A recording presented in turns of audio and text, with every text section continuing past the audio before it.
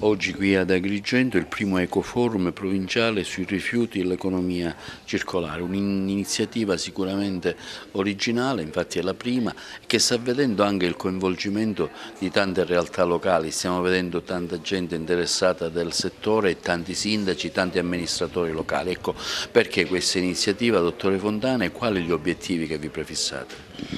Noi stiamo cercando di spiegare alla politica, ma far riflettere anche i cittadini sul fatto che l'economia circolare non è un obiettivo a cui dobbiamo giungere, è già una realtà.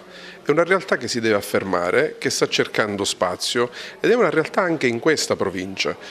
Oggi abbiamo sentito imprenditori che stanno facendo investimenti e imprenditori che hanno già fatto investimenti nell'ambito dell'economia circolare. Premieremo più di 20 comuni di questa provincia che hanno già superato il 65% di raccolta differenziata e che quindi avviano un processo di recupero della materia che è uno degli ambiti fondamentali dell'economia circolare.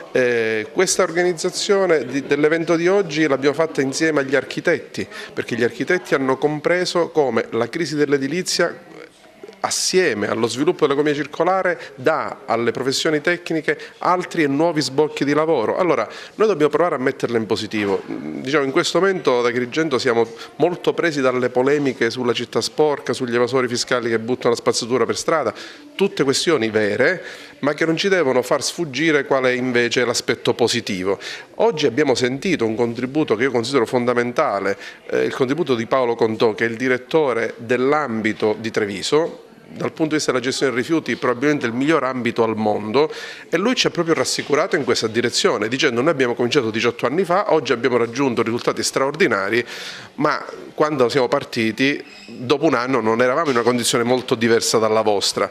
Noi abbiamo un vantaggio competitivo, noi arriviamo quando loro sono già diventati bravissimi, hanno già fatto quelle esperienze che noi dobbiamo sfruttare, quindi è chiaro che non dovremo impiegare 18 anni per arrivare a quel livello, probabilmente basteranno 18 mesi. Per fare questo però lui ci raccomandava una cosa: fermi sugli obiettivi, non fatevi coinvolgere dalle polemiche, andate dritti per la vostra strada se siete convinti di avere ragione. Ora, questo è l'obiettivo che noi proponiamo a tutte le amministrazioni di questa provincia, ma non solo. Ma è chiaro che dobbiamo partire dalla consapevolezza che questa provincia è quella messa meglio in Sicilia. Anche il sindaco di Santo Stefano Quisquina è presente a questo primo ecoforum, anche perché ricordiamo Santo Stefano Quisquina è stato il primo paese riciclone. Ecco, come valuta questa iniziativa e quale apporto può dare lei al dibattito di oggi?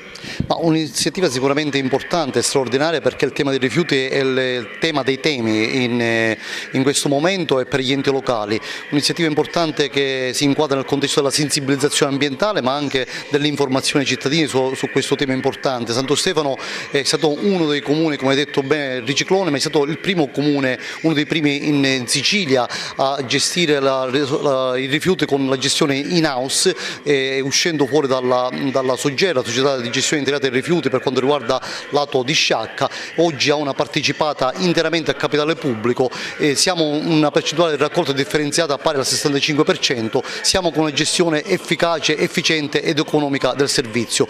Naturalmente tutto questo ci rende orgoglioso, naturalmente sapendo che dobbiamo continuare questo percorso virtuoso, andando a intraprendere alcune iniziative importanti. Già siamo partiti con le compostiere di comunità, siamo partiti con le compostiere domestiche e siamo partiti con alcuni interventi strutturali che vanno tutto nell'interesse di avere un servizio importante, efficace ed efficiente.